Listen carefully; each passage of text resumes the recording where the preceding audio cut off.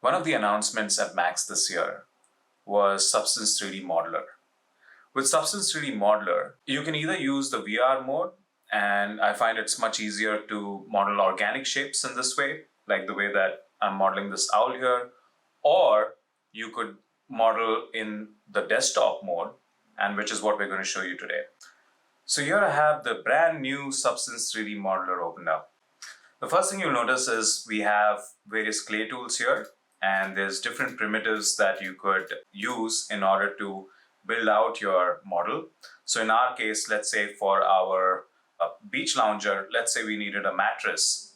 Just scale up this primitive cube here until I get something that looks like a mattress, but not quite yet. So let's make a few more adjustments, like for example, adding some rounding here, maybe a bit of fillet. And you see now it slowly is starting to look a little like a mattress. So now that we've got this resembling our required shape, we can commit this to the scene by pressing the space bar. You can also rotate your primitives in this way. And then once you're happy with what you see, you can again press space to commit that to the model right there. So now that we've got the mattress out, so in this way you could use any of the other primitive tools to build out your entire model. Now I've already done that. So here you go. Another useful feature within Substance Modeler is that if you're modeling symmetrical objects, like for example these hand rests, you can also turn on mirror symmetry. Turn on symmetry, and now you will notice that if I move this around, you'll see that I have another copy on the other side.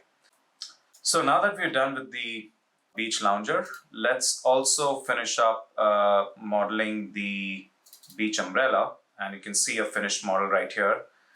So even for the umbrella, I pretty much used the same concepts. The only thing that was different was for example, the spokes that you see there. So in order to create the spokes, you could also turn on radial symmetry. I can then move this into place, and this time I'm going to turn on radial symmetry. So I'll change that to 20, and now you will see there are 20 copies that are created for you. And then you could further rotate these copies, and you can see that you get a shape that resembles that spoke out there. So that's how I created the umbrella. And the last thing that we need is an Indonesian hut. Now luckily I don't have to model that from scratch because Substance 3D Assets already has a model that's ready. Now at this point you could start texturing the model within Painter. And but before you do that, you first might want to bake your mesh maps right here. You can then again go back to Substance Assets, 3D Assets online, and download some materials from there, some good wooden materials, or you could also use some of the materials that ships with Painter. So as you can see, I have different wood textures right here. But you notice now it's applied that wood texture onto the entire model. And that's not what I want. So you could come in here and add a mask. And then I've added a black mask here. So the next thing would be to paint certain areas that I'd like to include in this texture. So for example, all the wooden parts of my model.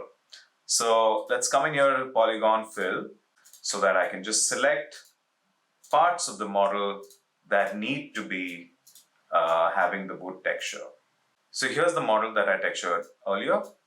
And one thing that I'd like to add to this is, you notice I've added a little bit of a crumple texture here, but I really want to have that texture of, the mattress cover wrapping around the mattress, right? Or the cushion, if you will. So I'm going to turn off the crumple for now. And I'm going to come in here and add a generator. And in the generator options, you notice you have an option to add a shrink wrap. How cool is that? And now you'll notice, actually maybe it'd be much easier if I just isolate this by the mask. And then furthermore, you can see that we have various presets here. Do I want a vacuum pulled mattress? No, not in this case. I'm going to change that to tight. And then to see how this affects the model, I could come back, press M, come back into material mode, press shift and rotate my lighting to see how those elevations are affecting the topology. And I could also adjust the height levels here. So I could come here, for example, and make it more pronounced if I wanted to, or a little subtle. I'm going to go with subtle. So here you go. So now the next stage in the workflow would be to now send this to Stager and then composite this against a great looking background image. So here I am in Substance Stager. So now that we've got the lounge chairs, let's bring in the beach umbrella and the Indonesian hut as well. So we've got one of these huts set up. So let's actually now make a copy of this by pressing Command D. I actually picked a few images from Adobe stock earlier, so let's use some of them as a background. So I'm going to select this image right here, and you notice that immediately it doesn't look right. The perspective is wrong, the lighting isn't right. So let's fix that easily. Let's come here to the camera, select Match Image, and say OK to that. Maybe push it to the back a little bit. So you could art direct this the way you like, but let's now fixate a little on the lighting here. Now, in order to see this in all its glory, you need to turn on ray tracing up here. Once you're done with the lighting, the next step is to render out your scene. So now that we have our render completed, let's open it up in Photoshop.